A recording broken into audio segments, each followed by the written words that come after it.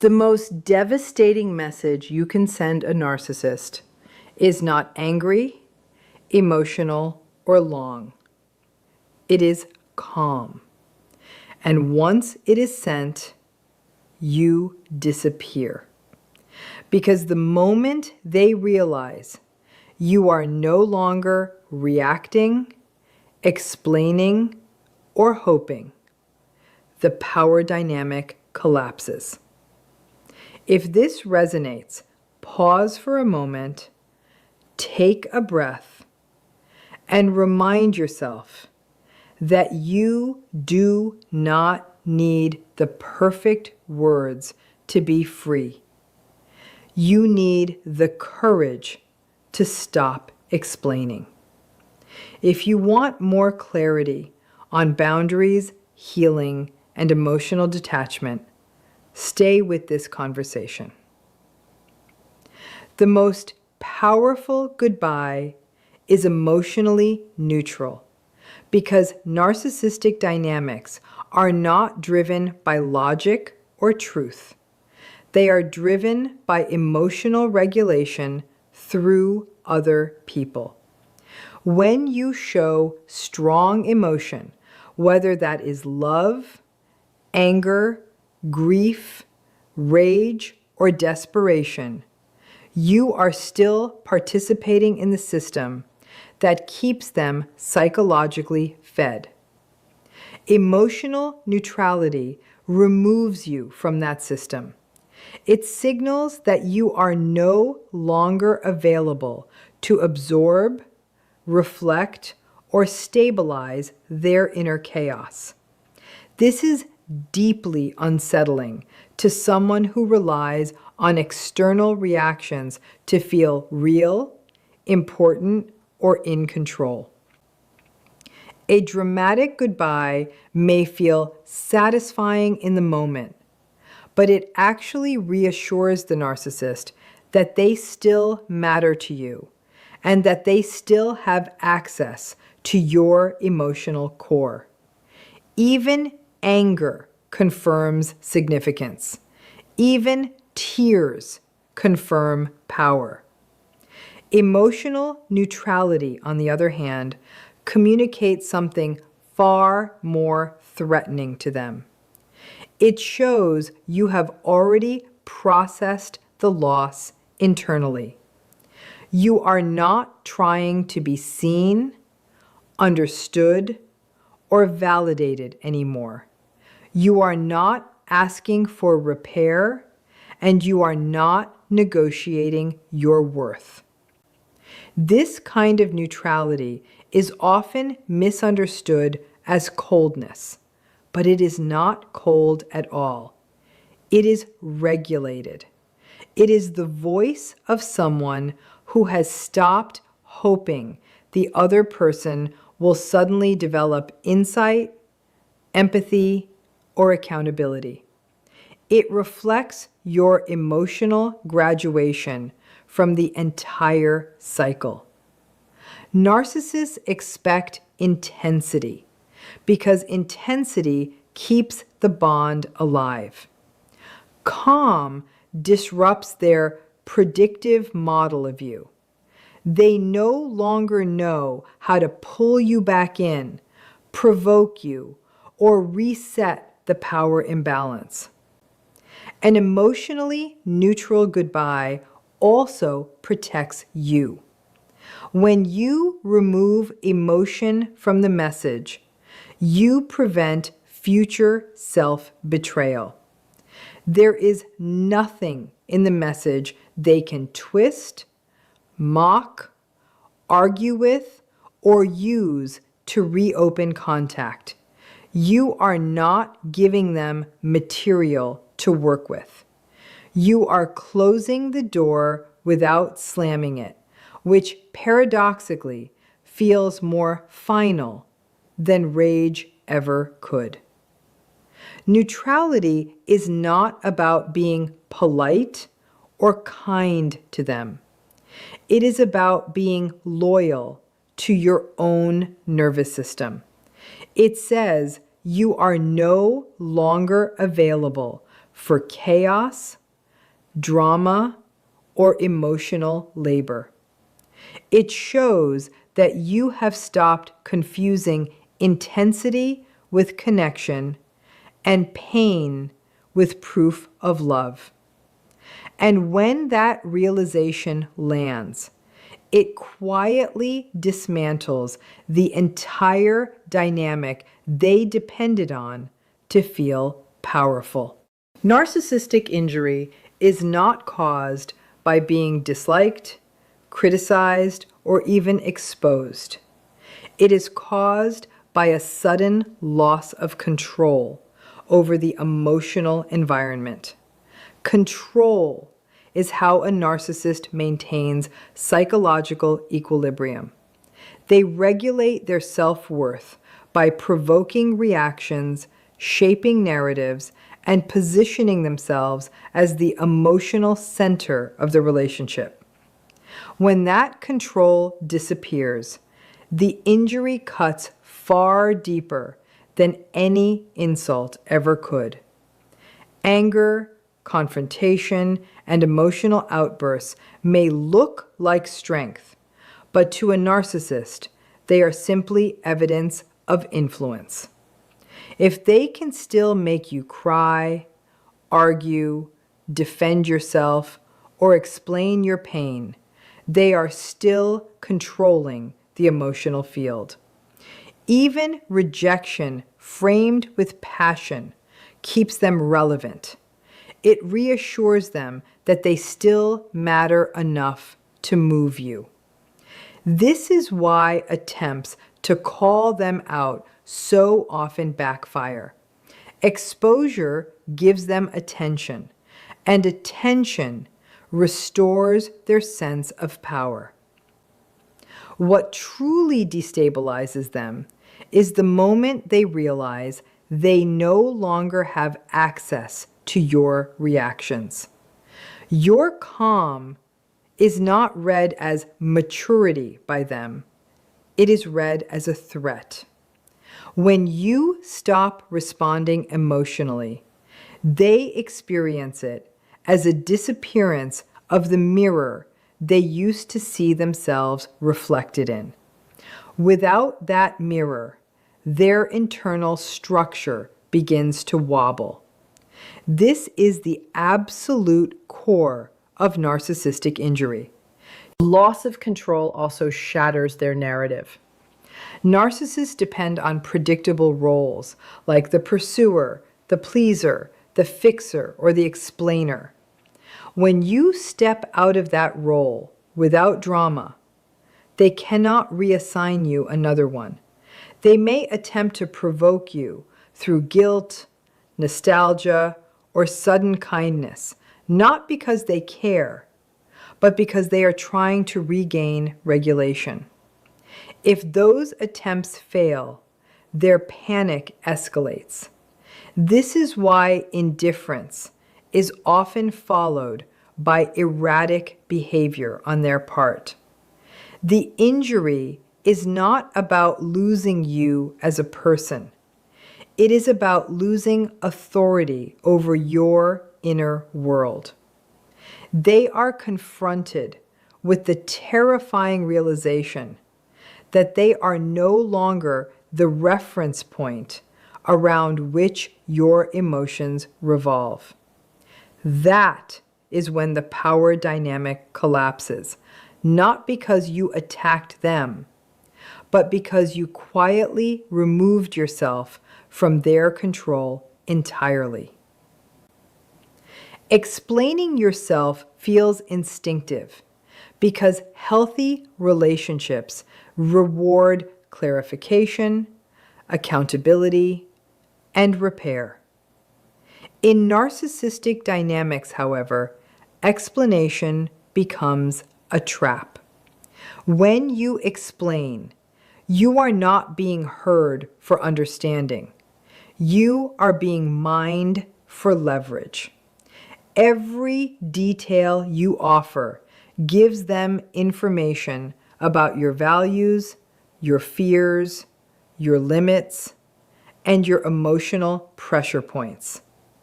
What you believe is communication is to them simply data collection.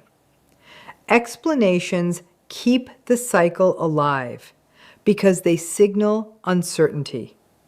The very act of explaining implies that the other person has the authority to evaluate your reasons, approve your decision, or debate your reality. Narcissists thrive in that space. They do not seek resolution. They seek engagement. When you explain why you are leaving, why something hurt you, or why a boundary exists, they hear an invitation to argue, invalidate, minimize, or reframe. The conversation shifts from your decision to their interpretation of it. This is why explanations are so often met with confusion, denial, or deliberate misunderstanding. It is not that your words were unclear. It is that clarity would end the interaction, and ending the interaction threatens their control.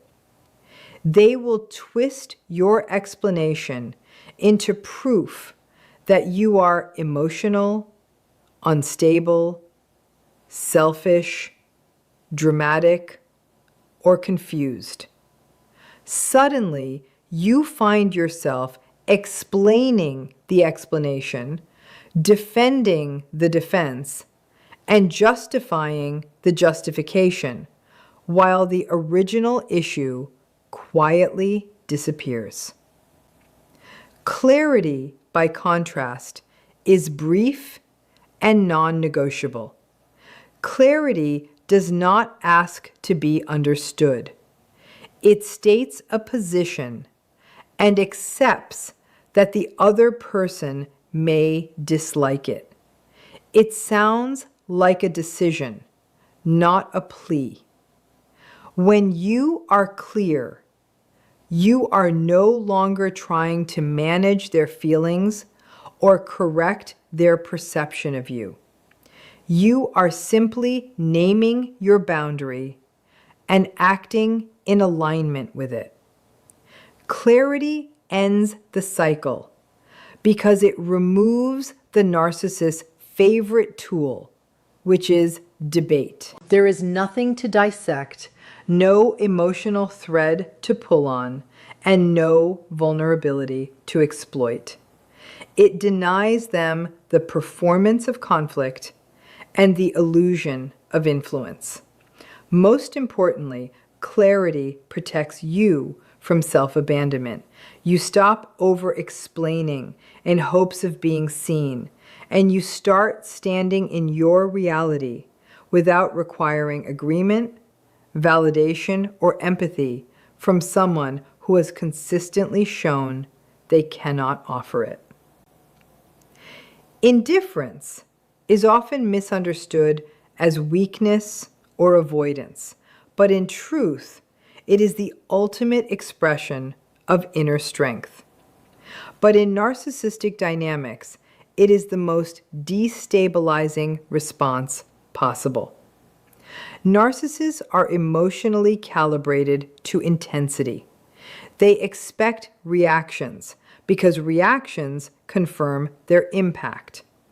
Whether the response is love, rage, jealousy, or heartbreak does not matter nearly as much as the fact that a response exists at all. Indifference removes that confirmation entirely.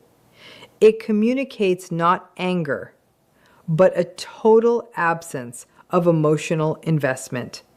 And that is what makes it so threatening to them. When you react strongly, the narcissist feels oriented. They know where they stand in your inner world. They can adjust their behavior to regain control, escalate conflict, or pull you back in. Indifference erases that map. They can no longer tell whether they matter, whether they are winning, or whether they still have access to you. This uncertainty creates far more distress than open conflict ever could. Confrontation often gives the illusion of power because it feels assertive. In reality, confrontation still centers the narcissist. It signals that they are important enough to warrant emotional expenditure. Even calling out their behavior can become a form of engagement if it leads to argument, defensiveness, or prolonged interaction. Indifference refuses to play that game. It does not attempt to correct, expose, or punish. It simply withdraws emotional energy. This withdrawal is not passive. It is a conscious shift of focus away from the narcissist and back toward your own internal stability. Indifference means you are no longer scanning for their reactions, anticipating their moves, or rehearsing conversations in your head. You are not trying to make them understand what they did wrong or how much they hurt you. You are no longer emotionally auditioning for closure. To the narcissist, this feels like being replaced by nothing. Not another person, not a dramatic exit, but a vacuum where attention used to be. That absence is intolerable because it exposes the truth they avoid. Their sense of importance was being borrowed from your emotional engagement. When that engagement disappears, so does their perceived power. Indifference does not announce victory. It simply makes the game impossible to continue. Closure is often imagined as a conversation where both people finally understand each other, acknowledge the pain, and part ways with mutual clarity. In narcissistic relationships, that fantasy becomes a prolonged source of suffering. Narcissists are not invested in mutual understanding or emotional resolution. They are invested in preserving their self-image and maintaining control. Waiting for them to provide closure means placing your healing in the hands of someone who benefits from keeping you unsettled. This is why attempts to get closure from a narcissist often end in more confusion than relief. They may minimize your experience, deny events, rewrite history, or suddenly play the victim. Each response destabilizes you further and pulls you back into the dynamic you are trying to escape. The hope for closure keeps you emotionally tethered, constantly revisiting the relationship in search of a moment that will make it all make sense. Self-generated closure is different. It begins when you accept that understanding their motives is not required for your healing. You do not need their admission, apology, or insight for your pain to be valid. Closure is the internal decision to stop seeking answers from someone who has consistently distorted the truth. It is the moment you stop asking why they did what they did and start acknowledging what the relationship actually cost you. Giving yourself closure also means grieving what you hoped the relationship could be, not just what it was. Many people stay stuck because they are attached to potential, to early moments of intensity, or to the version of the narcissist they believed might eventually emerge. Closure arrives when you recognize that potential was part of the illusion, not an unfinished story. This internal process restores your agency. You are no longer waiting for the other person to say the right thing or behave differently so you can finally move on. You decide that the chapter is over because continuing to reread it harms you. Closure in this sense is not an ending given to you. It is an ending you choose, grounded in self-respect rather than mutual agreement, and sustained by your willingness to stop reopening the wound in search of validation from someone who was never capable of providing it. A final message only works when it is followed by silence, because the silence is what transforms words into a real boundary. Without silence, the message becomes just another exchange, another emotional loop the narcissist can enter, manipulate, or prolong. The power of a final message is not in its phrasing, but in the behavioral shift that comes after it. Silence communicates what words never can, which is that access has been revoked. Narcissists are conditioned to test limits. When you send a message and then remain available, they learn that boundaries are negotiable. They may respond with guilt, charm, rage, confusion, or vulnerability, not because they are reflecting, but because they are probing for cracks. Any reply, even a calm one, teaches them that persistence works. Silence shuts down that learning process entirely. It removes feedback, and without feedback, they cannot adjust their tactics. Silence also protects you from emotional regression. After a goodbye message, emotions often surge. Doubt creeps in. You may feel the urge to clarify, soften, or reassure. Responding in those moments usually leads to self-betrayal because it reopens a door you intentionally closed. Silence gives your nervous system time to recalibrate. It allows your decision to settle into your body without being immediately challenged. From the narcissist's perspective, silence is intolerable because it eliminates control. They cannot correct the narrative in real time. They cannot provoke a reaction to reestablish dominance.